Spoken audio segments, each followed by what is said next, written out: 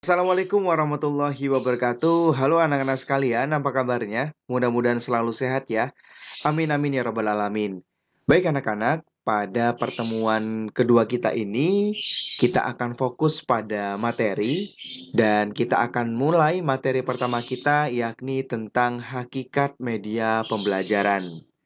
Nah, seperti yang anak-anak ketahui bahwasanya adanya media dalam suatu pembelajaran itu adalah hal yang sangat penting. Nah, di sini kalian akan belajar tentang apa sih definisi media, kemudian juga tentang manfaat, fungsi, pentingnya, serta apa yang akan terjadi jika tidak ada media pembelajaran. Nah, sebelum itu kita akan bacakan terlebih dahulu tentang tujuan pembelajaran kita pada hari ini. Yang jelas, nanti kalian diharapkan mampu apa sih setelah kuliah ini? Kayak gitu. Nah, nanti mahasiswa diharapkan mampu untuk menjelaskan tentang hakikat media, yakni tentang definisinya, pentingnya, ciri, fungsi, manfaat, serta prinsip-prinsip yang ada pada media pembelajaran. Kemudian, mahasiswa juga diharapkan mampu untuk menganalisis hambatan apa yang akan terjadi jika tidak ada media pembelajaran. Kemudian, kalian juga akan menganalisis hubungan-hubungan media pembelajaran dengan alat peraga, sumber belajar, dan bahan ajar, yang mana istilah-istilah ini yang akan kalian temui ke depannya, dan ini jika tidak paham akan sedikit membingungkan.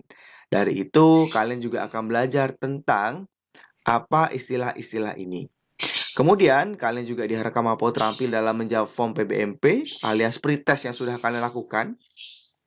Dan kalian diharapkan untuk mampu memiliki sikap percaya diri, disiplin, dan kesadaran moral saat berdiskusi ataupun presentasi. Oke, langsung saja ke bahasannya. Apa sih yang Anda pikirkan tentang media pembelajaran? Nah, jika ada yang tanya, media pembelajaran itu apa? Kalian mau jawab apa? Nah, kalian sudah menjawab ya di pretest kalian, dan kebanyakan memang yang menjawab adalah media itu adalah sesuatu perantara. Beberapa ahli mengatakan bahwasanya media itu adalah segala sesuatu yang digunakan untuk menyampaikan pesan atau informasi dalam proses belajar mengajar sehingga dapat merangsang perhatian dan minat siswa dalam belajar. Nah, jadi media itu pokoknya segala sesuatu deh yang mana digunakan guru untuk menyampaikan pesan. Ya, pesan dalam artian ini adalah bukan pesan suatu istilah atau suatu deskripsi kata atau apa ya, tapi pesan itu tersampaikan secara langsung maupun tidak langsung oleh guru. Misalnya nih, jika guru ingin menyampaikan informasi tentang bentuk ginjal, bentuk paru-paru, bentuk jantung, guru tidak hanya menyampaikan dengan kata-kata saja. Ya, kata-kata itu kan juga pesan ya. Nah, namun informasi yang dimaksud itu adalah informasi yang mana membuat siswa itu langsung mengetahui apa yang dimaksud guru. Misalnya, kalau guru kalian ya guru biologi, pada saat pembelajaran beliau membawa torso. Torso itu kalau kalian saat ini mungkin bilangnya manekin ya, manekin yang mana ada organ-organnya kayak gitu. Nah, dengan seorang guru membawa torso tadi, ya, guru akan menyampaikan informasi kepada siswa, oh bentuk ginjal seperti ini loh, oh bentuk paru-paru seperti ini loh, oh letaknya di sini loh, seperti itu. Nah, itu dia adalah arti dari media pembelajaran. Jadi dia sebagai penyampai pesan atau informasi dalam proses pembelajaran yang disampaikan oleh guru kepada siswanya. Dengan harapan siswanya mampu tertarik dan berminat untuk mengikuti proses pembelajaran. Selain itu, ada beberapa ahli juga yang menyatakan bahwasanya media pembelajaran itu adalah alat bantu baik berupa fisik ataupun non-fisik yang digunakan sebagai perantara antara guru dan siswa dalam memahami materi agar lebih efektif dan efisien. Nah, Pak Musfikon ini menyatakan bahwasanya alat bantunya itu bisa berupa fisik. Fisik tuh artinya bisa dipegang ya, bisa dirasakan secara nyata kayak gitu. Ataupun medianya itu bersifat non fisik, contohnya gambar di PPT, kemudian video gitu ya. Itu kan non fisik ya. Jadi kalau media itu bisa bentuknya fisik, bisa tidak. Yang mana intinya media itu sebagai perantara ya antara guru dan siswa dalam menyampaikan materi yang nantinya siswa akan memahami materi secara lebih efektif dan juga efisien. Itu dia definisi media. Intinya, Pak Widi tekankan sekali lagi, media itu adalah perantara penyampai informasi dan dia itu bisa berupa fisik ataupun non-fisik. Sampai sini paham ya anak-anak? Oke, mohon maaf ini ada suara-suara kicauan burung ya, karena ini kicauan burungnya Pak Kosnya Pak Widi. Hahaha. Oke, kita lanjutkan yang materi berikutnya. Pak, media itu ciri-cirinya seperti apa sih Pak? Atau karakteristiknya? Nah, beberapa ciri-ciri udah disampaikan oleh beberapa ahli ya, seperti Gerlach Anneli pada tahun 71. Wah, tahunnya tua banget ya. Memang rujukan media pembelajaran tuh banyak yang tua-tua ya. Em, Nah, si Gerlach Anneli ini menyatakan bahwasanya ciri-ciri media itu yang pertama adalah dia fiksatif atau dia dapat merekam, dapat melestarikan ataupun dapat merekonstruksi. Nah, jadi seperti yang kita ketahui ya, media itu tidak sepenuhnya asli gitu. Ada sebuah media yang disebut dengan media realia, yang mana media tersebut adalah benda nyatanya gitu. Namun beberapa media itu tidak nyata ya. Dan media yang tidak nyata itu bersifat fiksatif. Dia dapat merekam, melestarikan ataupun merekonstruksi. Contohnya video. Video itu adalah media ya, media audiovisual yang mana dia bisa merekam atau melestarikan suatu kejadian yang mungkin terjadi langka ya. Terjadinya langka sehingga dia bisa direkam dengan media tadi. Kemudian media itu juga bersifat manipulatif atau dapat dimanipulasi. Ya, karena beberapa media memang tidak nyata sehingga seseorang guru itu mampu memanipulasi sesuatu sehingga dia menjadi media. Contohnya virus. Virus itu kan sangat kecil sekali. Kemudian mungkin pada saat SMP ataupun SMA, kalian pernah diajari tentang struktur virus, yang mana guru membawa model virus, yang mana modelnya tuh sangat besar sekali ya. Nah, dari situ kita dapat ketahui bahwasanya guru ini sedang memanipulasi benda nyata untuk menjadi sebuah media pembelajaran. Ya, yang awalnya virus itu kecil bahkan tidak terlihat oleh mata telanjang, dia manipulasi menjadi sesuatu yang besar. Seperti itu. Kemudian yang ketiga, media itu bersifat distributif atau dapat disebarluaskan. Nah, jadi karena media itu biasanya pabrik misalnya kalau buat itu banyak dan dia itu dapat didistribusikan. Ataupun kalau sekarang ya medianya itu bisa berupa non fisik video ya. Video itu bisa di-share kemana-mana. Nah, itu dia salah satu ciri media. Kemudian beberapa ahli juga berpendapat tentang ciri-ciri atau karakteristik itu ada yang menyamakan ya. Tentang karakteristik media, menurut Kosma tahun 91 menyatakan bahwasanya media itu jika dilihat dari perspektif teknologi, dia mampu mempengaruhi dalam meningkatkan kognitif peserta didik atau mempengaruhi pengetahuan siswa. Tentunya beda antara siswa yang diajari pembelajaran dengan media dan siswa yang diajari dengan tanpa media. Kemudian, media itu biasanya menggunakan sistem simbol, ya, berupa rangkaian kata dan gambar yang saling berhubungan mendeskripsikan peristiwa, benda, ataupun orang. Nah, jadi media itu tidak hanya sebuah rangkaian kata, tapi dipenuhi dengan simbol-simbol. Ya, baik simbolnya berupa gambar ataupun simbol-simbol yang lain. Intinya tidak hanya rangkaian kata. Kemudian, media itu biasanya menekankan pada kemampuan processing, yakni memfasilitasi aktivitas peserta didik lebih efektif dan efisien dalam belajar. Nah, misalnya gini, ada dua kelas nih. Satu kelas diajari guru dengan cara ceramah doang, alias guru hanya menyampaikan materi secara ceramah. Yang satunya guru menggunakan media pembelajaran, misalnya pada topik struktur daun, struktur tulang daun. Ya. Nah, yang kelas dengan ceramah dia akan mendengarkan gurunya menjelaskan struktur daun aja. Sedangkan yang kelas satunya si guru bisa membawa yang namanya daun-daun yang ada di sekitar, kemudian disebarkan kepada siswanya dan siswanya diminta untuk mengamati atau mengobservasi secara langsung daun tersebut. Otomatis aktivitas peserta didik yang paling menonjol adalah yang dibawakan daun daripada yang ceramah. Kalau yang ceramah dia hanya mendengarkan ceramah guru saja, tidak ada interaksi, tidak ada aktivitas yang dilakukan. Seperti itu anak-anak. Itulah karakteristik media. Oke, berikutnya. Pak, lalu fungsi media dan manfaat media itu apa ya, Pak?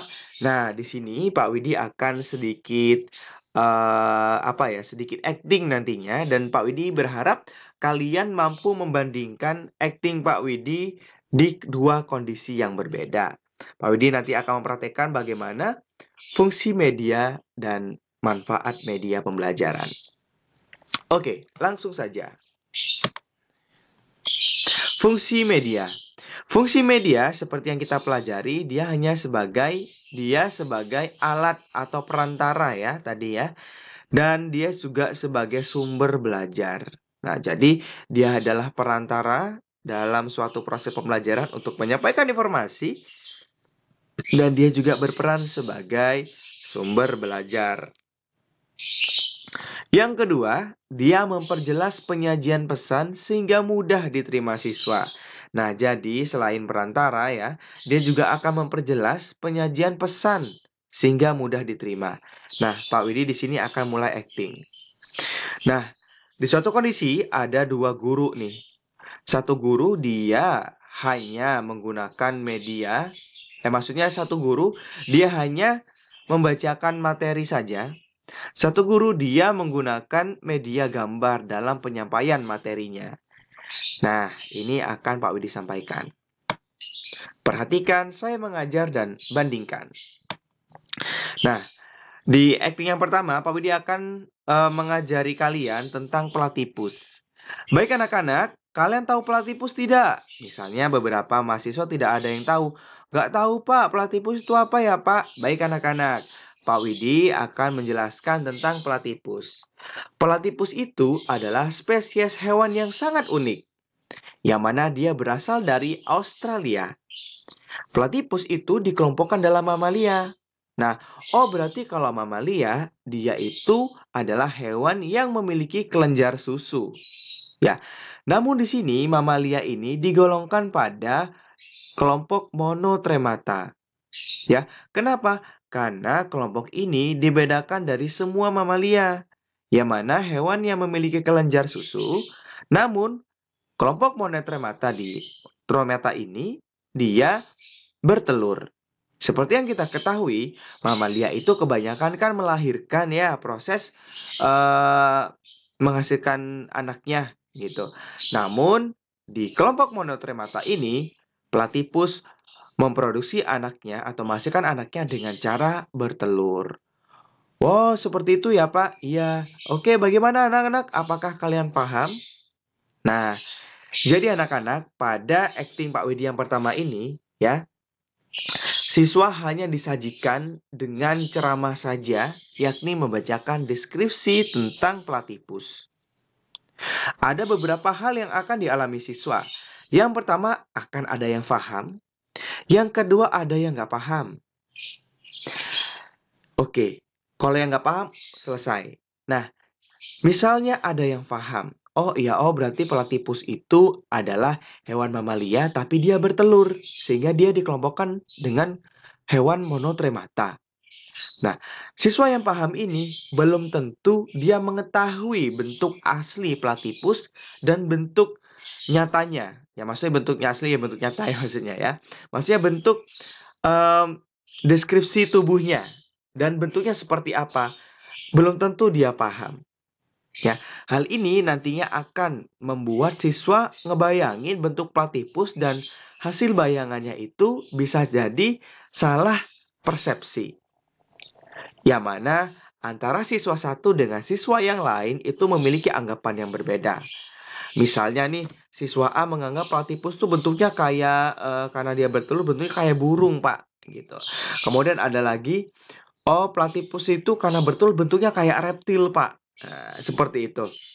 Ya, jadi jika ada seorang guru, dia hanya menyampaikan ceramah tanpa menggunakan media, itu akan bisa bernasib dua. Yang pertama, paham dan tidak paham. Kemudian yang paham memiliki dua nasib juga. Dia mampu membayangkan platypus secara benar, tapi itu sangat kecil kemungkinannya. Dan yang kedua adalah dia akan mengalami miskonsepsi terhadap materi yang disampaikan oleh guru dan terkesan verbalisme. Dia hanya mampu mendeskripsikan saja, tapi tidak tahu bentuk aslinya. Seperti itu anak-anak. Akan beda kondisi apabila Pak Widi ngajarnya seperti ini. Baik anak-anak, di sini Pak Widi akan menceritakan atau menjelaskan tentang platypus. Platypus itu adalah hewan yang spesial loh anak-anak, yang mana dia itu sangat unik. Hewan ini berasal dari Australia. Platypus ini dikelompokkan ke dalam mamalia sebab dia memiliki kelenjar susu sehingga betinanya mampu menyusui anaknya. Namun, si platypus ini digolongkan pada kelompok monotremata sebab mamalia ini dalam menghasilkan anaknya tidak secara melahirkan, melainkan dia menghasilkan telur. Nah, bentuknya seperti ini anak-anak, ya. Nah, baik anak-anak, di sini kalian bisa bandingkan penjelasan Pak Widi yang awal tadi tanpa gambar, ya, ini media gambar ya namanya, media dua dimensi, dengan penjelasan Pak Widi dengan memanfaatkan media gambar ini, gitu, ya. Dengan media gambar, seorang siswa akan mampu membayangkan, oh ini toh platypus. Oh benar ya, ternyata dia bertelur. Oh ternyata benar ya, dia memiliki kelenjar susu dan menyusui anaknya. Dan seterusnya. Ya, ini adalah kekuatan dari media pembelajaran. Ya, dari sini Pak Widi harapkan kalian mampu membandingkannya dan mampu memahami bahwasanya media pembelajaran itu ya mampu memperjelas penyajian pesan sehingga mudah diterima siswa. Sampai sini paham ya? Oke, paham ya anak-anak? Oke, kita ke poin berikutnya. Nah, media itu mampu mengatasi permasalahan media realia atau benda nyatanya. Kemudian dia mampu mengatasi permasalahan waktu dan daya indera. Maksudnya apa ya, Pak? Nah, maksudnya seperti ini. Suatu pembelajaran itu tidak harus membawa media aslinya ke dalam suatu proses pembelajaran. Karena media aslinya memiliki hambatan, misalnya medianya itu jauh, media realianya itu mahal, media realianya itu bahaya gitu. Media realia itu apa, Pak? Sekali lagi Pak Widi jelaskan, media realia itu adalah benda nyata. Ya, benda nyata yang dibawa guru ke dalam kelas untuk menjelaskan materi. Misalnya guru membawa daun tadi untuk menjelaskan struktur daun, guru membawa sel bawang untuk menjelaskan struktur sel, tumbuhan, dan seterusnya. Misalnya seperti itu ya. Nah, ada kalanya media realia itu tidak bisa dibawa ke kelas, yaitu karena tadi dia buas, misalnya hewan buas, kemudian membahayakan, kemudian dia juga kecil sekali, ataupun dia sangat mahal. Misalnya gini, Pak Widi pengen ngajak kalian untuk belajar tentang struktur singa, ya, struktur organ singa misalnya. Nggak mungkin dong Pak Widi bawa singa ke kelas, ya. Sebelum ke kelas Pak Widi udah dimakan duluan sama singanya ya. Nah, misalnya seperti itu. Nah, kita tidak harus mendatangkan singa di kelas, tapi kita bisa menyajikan video ataupun gambar tentang singa itu tadi. Atau juga tentang virus corona misalnya. Virus corona itu bisa kita dapatkan misalnya. Namun kita kan nggak bisa tuh mendatangkan virus corona secara nyata ya gitu ya. Makanya kita bisa memanfaatkan gambar dari Microsoft Electron dan seterusnya. Ya, jadi media itu mampu mengatasi permasalahan media realia. Selain itu, media juga mampu mengatasi masalah waktu. Misalnya seperti ini. Kalian nanti akan ada pembelajaran tentang mata kuliah tentang embriologi. Kalian belajarnya tentang embriologi itu hanya 1 semester, ya sekitar 4 sampai 6 bulan gitu ya. Nah, namun apabila kalian belajar nyata embriologi itu berjalannya cukup lama anak-anak, dimulai dari fertilisasi, morulasi, blastulasi, gastrulasi, pembentukan organ, tangan, kaki, organ-organ yang lain itu membutuhkan waktu yang sangat lama. Nah, dengan adanya media pembelajaran, ya, seorang guru tuh dapat mengatasi permasalahan waktu, yang mana konsep embriologi yang sangat lama bisa disajikan dengan cara yang singkat, yakni dengan menggunakan video hasil penelitian orang lain. Misalnya ini anak-anak, ini adalah tahapan fertilisasi. Ini tahapan penyibakan pertama, kemudian satu jadi dua, dua jadi empat, empat dan seterusnya kayak gitu. Nanti masuk ke tahapan morulasi, gastrulasi dan seterusnya seperti itu misalnya. Nah, jadi media itu mampu mengatasi permasalahan waktu. Kemudian di sini juga dinyatakan bahwasanya media itu mampu mengatasi daya indera. Nah, daya indera kita terbatas kan ya anak-anak ya. Kita tidak bisa melihat virus COVID-19. Kita tidak bisa mendengarkan frekuensi suara dari hiu ataupun paus misalnya. Seperti itu. Itu adalah batasan daya indera kita. Namun dengan adanya media pembelajaran, kita mampu mengatasi permasalahan tersebut. Misalnya COVID-19 tadi ya, kita tidak bisa melihat dengan mata telanjang. Daya indera kita tidak bisa. Namun dengan adanya gambar dari mikroskop elektron, kita bisa melihat bentuk struktur dari COVID-19 itu seperti apa. Nah, jadi itu dia ya anak-anak. Media itu mampu mengatasi permasalahan media realia, permasalahan waktu, dan juga permasalahan daya indera. Oke, sampai sini paham ya anak-anak? Oke, kita ke poin berikutnya. Media itu mampu mengkonkretkan konsep yang abstrak. Nah, ini Pak Widi juga akan praktek ya. Praktek mengajar dan bandingkanlah hasil praktek Pak Widi ini. Perhatikan saya mengajar dan bandingkan. Nah, jadi di sini sama ya, ada 2 kelas, yang mana satu kelas guru ini akan menyajikan materi tanpa media, yang satunya menyajikan materi dengan menggunakan media video. Oke, yang pertama. Halo anak-anak, Pak Widi di sini akan menjelaskan tentang sintesis protein. Asalkan kalian tahu ya, bahwasanya sintesis protein itu dibutuhkan oleh setiap sel, sehingga dia berjalan dari proses-proses yang cukup rumit dan nantinya akan menghasilkan sebuah produk yakni protein. Bagaimana caranya? Nah, sintesis protein merupakan proses pembentukan protein yang melibatkan peran DNA dan juga RNA. Nah, jadi seperti yang kita ketahui ya, di dalam sel kita tuh ada DNA dan RNA. RNA sendiri adalah materi genetik yang basa nitrogennya berupa adenin, guanin, sitosin, dan juga urasil. Sedangkan DNA hampir sama ya, dia hanya berbeda di kalau RNA itu urasil, kalau DNA itu adalah timin gitu. Secara sederhana, sintesis protein terdiri dari 2 tahapan, yaitu transkripsi dan juga translasi. Yang pertama adalah transkripsi. Transkripsi adalah pembuatan RNA terutama mRNA, yakni dengan cara menyalin sebagian berkas DNA yang diperantarai oleh enzim RNA polimerase. Proses transkripsi menghasilkan ARND atau RNA duta dari DNA di dalam sel yang menjadi langkah awal sintesis protein. Transkripsi merupakan bagian dari rangkaian ekspresi genetik.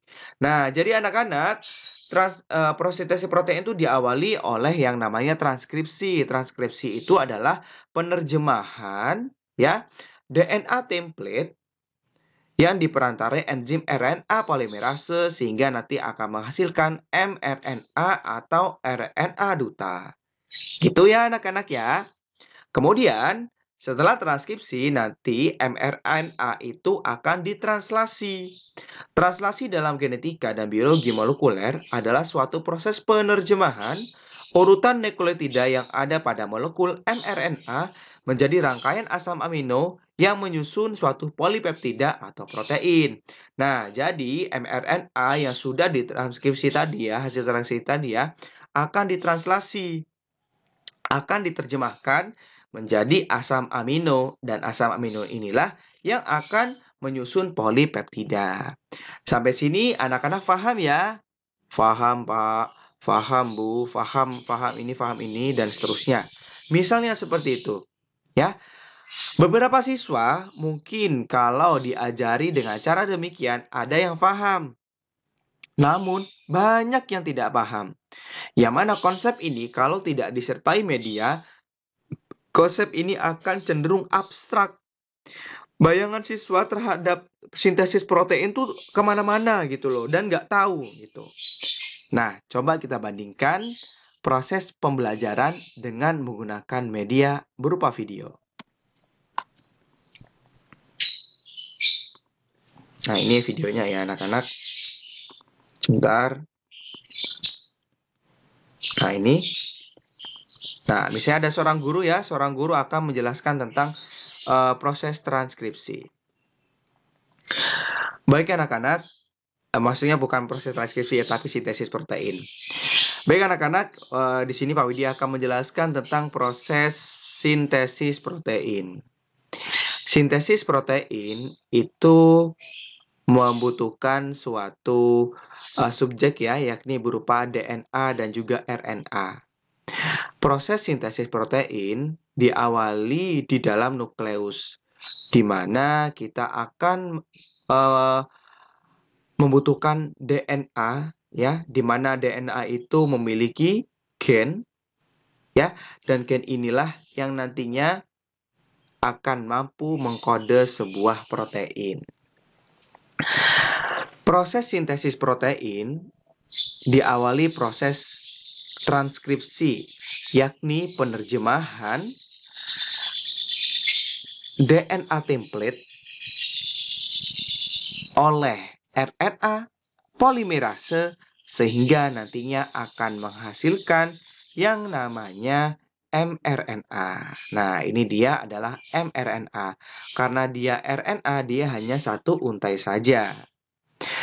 Dan mRNA ini nantinya akan mengalami proses seleksi yakni splicing. Dia akan menghapus bagian yang tidak dibutuhkan. Kemudian mRNA ini akan keluar dari nukleus menuju sitoplasma. Ya, ini adalah gambaran mRNA yang sedang menuju sitoplasma.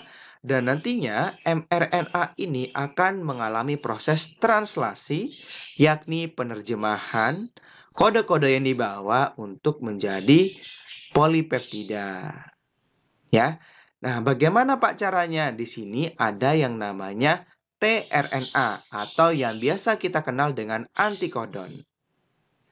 mRNA kita kategorikan sebagai kodon dan mRNA adalah antikodon. tRNA ini akan membawa yang namanya asam amino, yang ini digambarkan dalam bentuk bulatan. mRNA yang diterjemahkan nantinya akan secara otomatis menyusun asam amino dan akhirnya akan terbentuklah polipeptida yang akan menyusun protein itu tadi. Terbentuklah protein. Gitu anak-anak. Nah, dari sini paham ya anak-anak terkait sintesis protein? Oke, selesai. Nah, dari sini anak-anak sekalian, kalian mampu membandingkan suatu kejadian ya, yang mana satu tanpa media, satunya dengan menggunakan media. Yang tanpa media, dia akan cenderung abstrak. Sedangkan yang menggunakan media, siswa mampu membayangkan secara konkret proses dari sintesis protein itu tadi. Sampai sini paham ya? Nah, jadi media itu mampu mengkonkretkan konsep yang abstrak. Oke, berikutnya Fungsi berikutnya adalah media tuh mampu mewakilkan motivasi ya. Jadi dengan adanya media, biasanya siswa itu akan lebih tertarik dan termotivasi untuk mengikuti pembelajaran. Kemudian, media itu juga mampu mengarahkan pada tujuan pembelajaran. Nah, jadi adanya media, pembelajaran itu menjadi terarah dan mampu mengantarkan siswa untuk mencapai tujuan pembelajaran itu tadi. Gitu. Itu dia fungsi media pembelajaran. Kemudian, oke, ini tadi sudah ya. Pak, manfaatnya apa, Pak? Nah, jika fungsi-fungsi tadi sudah diterapkan, otomatis dia akan memiliki dampak ataupun manfaat positif terhadap siswa ataupun proses pembelajaran itu sendiri. Manfaatnya adalah pembelajaran akan menjadi jauh lebih menarik, akan cenderung interaktif karena ada interaksi antara guru dengan siswa, siswa dengan media, intinya ada 3 unsur gitu ya, akan jauh lebih interaktif daripada cuma ada guru yang ceramah gitu. Kemudian pembelajaran juga akan cenderung lebih efektif karena siswa akan dapat memahami secara cepat dan tentunya efisien alias hemat waktu.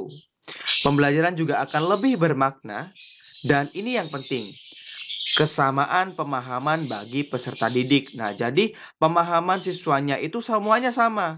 Misalnya tadi Platypus, kalau tanpa media, dia beda-beda pemahamannya. Ada yang mirip burung, ada yang mirip reptil, dan seterusnya gitu. Tapi kalau Pak Widi menggunakan gambar ataupun video, semua pemahaman siswa itu akan sama. Kemudian, dan yang akhirnya adalah mampu meningkatkan hasil belajar dari siswa itu tadi. Baik anak-anak, itu dia fungsi dan juga manfaat media. Dari sini Pak Widi harapkan kalian harus mengetahui ternyata media itu penting banget dalam suatu proses pembelajaran. Pak, bagaimana sih prinsip-prinsip media? Nah, media pembelajaran yang akan kalian pelajari ke depannya itu banyak sekali. Ada media 2 dimensi, media 3 dimensi, media visual, audiovisual, media cetak, dan seterusnya. Akan banyak sekali jenisnya. Dan ini yang harus kalian pegang pada saat memilih media pembelajaran. Yang pertama, media itu tidak ada yang paling unggul. Nah, misalnya kalau kalian disuruh milih ya, media video itu paling unggul daripada media cetak, daripada media realia, daripada media tiruan, dan seterusnya. Belum tentu, ya. Jadi kita tidak boleh mengunggulkan salah satu jenis media pembelajaran, sebab mereka memiliki kelemahan dan kelebihan masing-masing. Misalnya seperti ini. Media video mungkin akan lebih unggul jika menjelaskan sebuah proses. Misalnya, proses replikasi virus. Ya, siswa akan lebih memahami jika penyampaiannya menggunakan video. Namun, belum tentu media video itu akan jauh lebih baik jika kita menjelaskan materi tentang struktur dari virus. Struktur dari virus itu akan lebih baik misalnya jika kita menggunakan media gambar ataupun media model-model virus, di mana gambar itu diam, model itu juga diam, sehingga kita bisa menunjuk dan mendeskripsikan secara detail bagian-bagian dari struktur virus itu sendiri. Seperti itu anak-anak ya. Jadi media itu tidak ada yang paling unggul karena media memiliki kelebihan dan kelemahan masing-masing. Kemudian, media adalah bagian integral dari proses pembelajaran. Jadi, dia itu merupakan bagian yang penting dari proses pembelajaran sehingga tidak dapat dipisahkan. Media pembelajaran juga memiliki prinsip bertujuan untuk memudahkan belajar si pembelajar. Nah, jadi dengan adanya media, harapan pendidik adalah memudahkan pemahaman terkait materi yang disampaikan. Kemudian, media itu bukan sekedar selingan, ya, namun dia memiliki tujuan untuk penyampaian informasi tadi. Pemilihan media hendaknya objektif, yakni berdasarkan kebutuhan atau tujuan pembelajaran.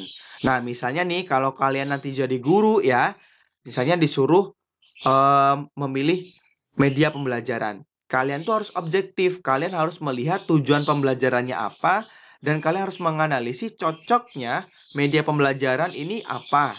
Seperti itu. Nah, kalian tidak diperkenankan jika memilih media berdasarkan kesenangan pribadi. Misalnya, males download video, saya mau pakai gambar saja, saya menggunakan media ini saja gitu. Itu nggak boleh. Seorang guru tuh harus berusaha ya memilih media yang sesuai dengan kebutuhan dan berfokus pada tujuan pembelajaran. Itulah guru yang profesional. Kemudian, kelebihan dan kelemahan media tidak tergantung pada kekonkretan atau keabstrakannya. Nah, ini hampir sama ya dengan poin yang pertama. Jadi, jika kita menilai media, ya media yang konkret, misalnya media benda nyata atau media yang mungkin non fisik gitu ya, abstrak dalam artian dia non fisik ya. Kita tidak bisa membandingkan ya, mana yang lebih unggul, mana yang lebih kurang atau lemah gitu. Karena itu tadi, setiap media memiliki kelemahan dan kelebihan pada topik-topik materi tertentu seperti itu. Jadi alangkah baiknya seorang guru itu ya tidak boleh mendiskriminasikan media karena setiap media itu pasti memiliki kelemahan dan kelebihan dan perlu disesuaikan dengan tujuan pembelajaran. Jadi seperti itu ya anak-anak sekalian. Next. Nah, ini dia. Pak Widi di sini akan menjelaskan tentang Pak, tadi kan Pak Widi udah panjang lebar tuh menjelaskan tentang media pembelajaran. Kemudian misalnya Pak ada istilah alat peraga, sumber belajar, bahan ajar, itu apa ya Pak? Nah, ini dia penjelasannya. Sumber belajar itu adalah segala sesuatu ya yang mana berupa sumber-sumber yang mendukung orang untuk belajar, termasuk sistem penunjang, materi, dan lingkungan pembelajar. Nah, jadi sumber belajar itu cakupannya sangat luas.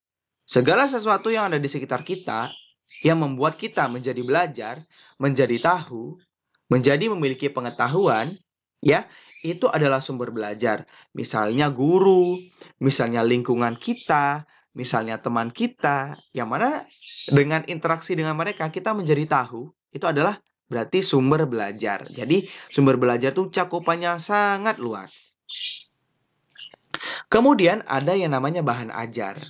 Bahan ajar itu secara deskripsi adalah segala sesuatu yang digunakan dalam penyusunan desain pembelajaran. Nah, jadi kalau bahan ajar itu sudah didesain. Didesain oleh siapa, Pak? Didesain oleh pendidik ataupun guru. Ya, jadi misalnya Pak Widi nih, pengen ngajar kalian. Pak Widi mendesain modul misalnya, mendesain PPT, mendesain sesuatu yang Pak Widi siapkan untuk kalian agar kalian mengikuti proses pembelajaran dengan baik.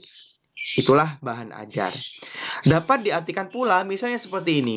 Sumber belajar itu adalah bahan mentah, bahan ajar itu adalah bahan matangnya. Di mana di sini pendidik akan memilih, akan merencanakan, akan menyusun, akan mengembangkan materi-materi yang akan digunakan dalam proses pembelajaran, baik dalam bentuk PPT, modul, LKS, dan seterusnya.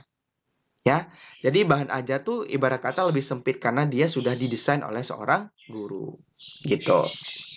Kemudian, Pak, ada yang namanya alat peraga. Nah, alat peraga itu ya alat bantu untuk memperagakan suatu materi. Misalnya, benda tiruan virus, torso, atau manekin manusia dengan organ-organnya. Itu adalah alat peraga. Ya, Pak, lantas bagaimana dengan media pembelajaran? Ingat, media pembelajaran itu adalah media. Nah, media itu apakah alat peraga itu media? Iya, karena dia menyampaikan pesan, ya.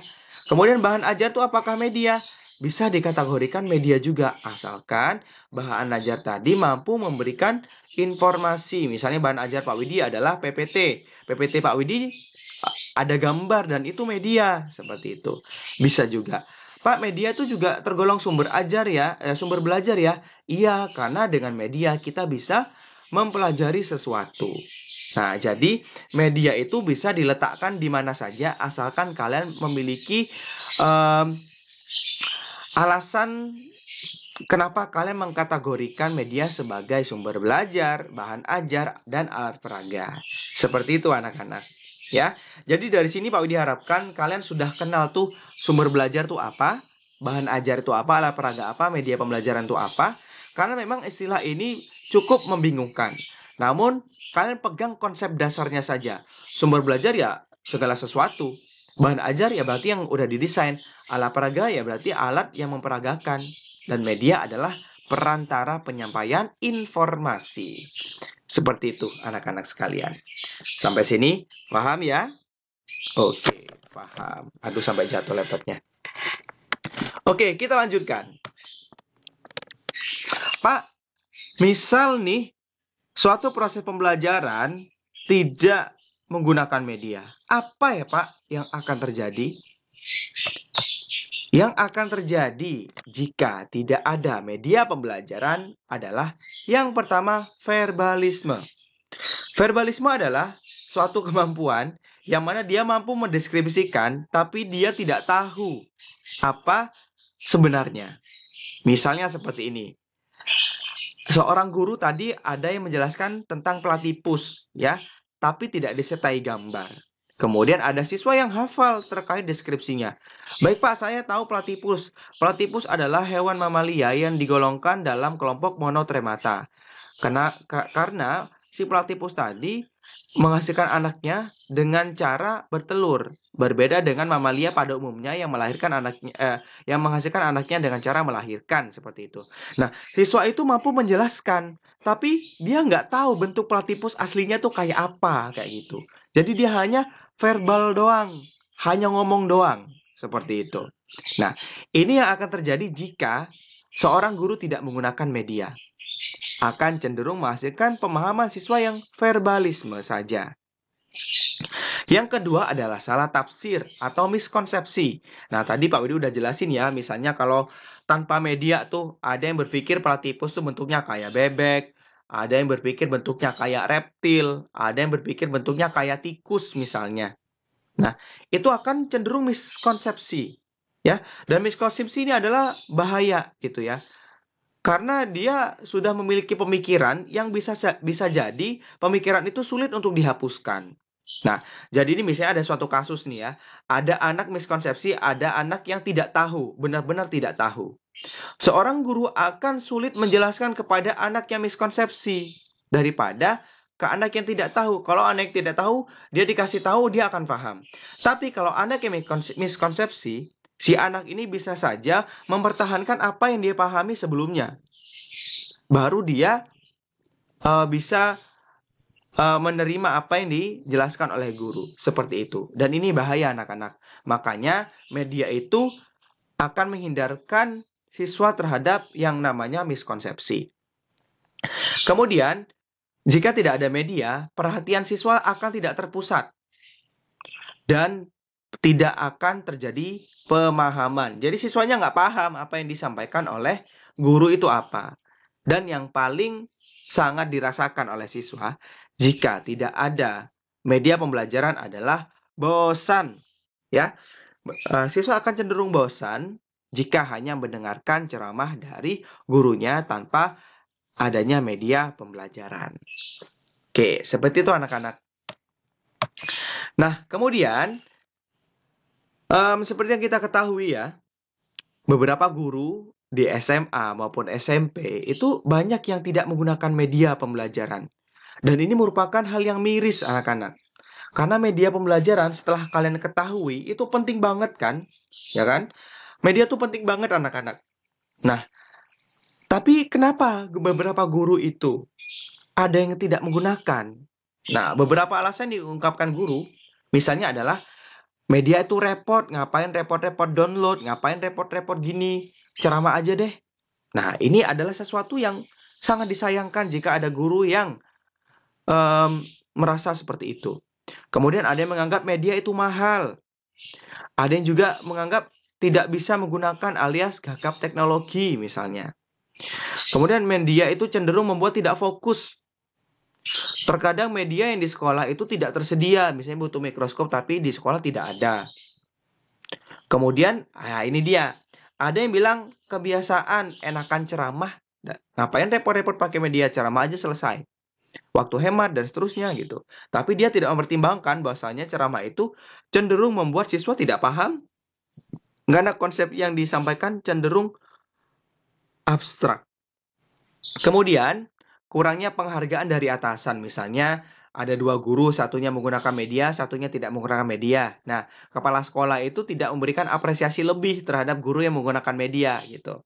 Namun menurut saya ini bukan suatu alasan ya. Guru yang profesional tidak melulu mengharapkan penghargaan dari atasan, tapi dia harus memiliki integritas, profesionalitas terhadap dirinya sebagai seorang guru. Gitu. Ini dia anak-anak ya, ini adalah sesuatu yang Pak Widi mohon untuk dibuang dari kehidupan kalian ke depan nanti. Kalian tidak boleh menggunakan alasan-alasan ini untuk tidak menggunakan media pembelajaran. Kalian pasti bisa untuk menjadi seorang guru yang profesional. Amin. Kemudian Pak, urgensi atau pentingnya media pembelajaran itu apa sih Pak? Nah, media pembelajaran itu sangat penting ya untuk meningkatkan mutu pembelajaran. Sehingga dengan adanya media, penyampaian informasi akan secara efektif sehingga proses pembelajaran juga akan meningkat. Kemudian ini adalah tuntutan paradigma baru, yang mana pembelajaran itu sekarang sudah student-centered learning alias pembelajaran berpusat pada siswanya, bukan pada gurunya. Kalau berpusat pada gurunya, gurunya yang ceramah, gurunya yang pintar. Tapi sekarang ini sudah berpusat pada siswanya. Dan untuk mensukseskan student-centered learning, guru membutuhkan media-media pembelajaran yang relatif bervariasi. Kemudian ini merupakan kebutuhan pasar dan visi pendidikan global. Nah, jadi ini tidak hanya di lingkup Indonesia saja, namun perkembangan pendidikan di dunia mengharapkan pencapaian yang lebih tinggi sehingga proses pembelajaran patut didukung oleh media pembelajaran. Seperti itu anak-anak sekalian. Oke, terima kasih anak-anak sekalian. Itu tadi rangkuman penyampaian materi yang Pak Widi sampaikan melalui video ini. Mudah-mudahan ini bisa bermanfaat untuk kalian. Yang jelas ya, Pak Widi jelaskan sekali lagi sebagai rangkuman ya bagi kalian. Media pembelajaran itu merupakan suatu perantara penyampaian informasi dari guru ke siswa agar informasi itu tersampaikan dengan baik dan diterima siswa. Fungsi media sangat beraneka ragam. Yang jelas, dia mampu mengkonkretkan konsep yang abstrak, mengatasi permasalahan dari media realia, waktu, dan daya indera kita, dan dia sangat bermanfaat untuk proses pembelajaran sehingga pemahaman yang didapatkan oleh siswa dapat komprehensif dan tidak ada yang namanya salah paham dan miskonsepsi. Media pembelajaran itu tidak ada yang paling unggul. Media pembelajaran semuanya sama, dia memiliki kelemahan dan kelebihan. Dan dalam memilihnya nanti, seorang guru harus mempertimbangkan tujuan pembelajaran. Apabila tidak ada media pembelajaran, siswa itu akan tidak paham, siswa akan bingung, siswa akan cenderung verbalisme, dan bisa saja siswa akan mengalami yang namanya miskonsepsi. Dan tentunya, tanpa media pembelajaran, pembelajaran itu akan cenderung bosan dan bisa saja siswa tidak paham dengan apa yang disampaikan oleh guru. Itu ya anak-anak sekalian, mudah-mudahan bisa memberikan manfaat bagi kalian dan jika ada pertanyaan silakan sampaikan di kolom chat grup WA. Terima kasih banyak. Wassalamualaikum warahmatullahi wabarakatuh.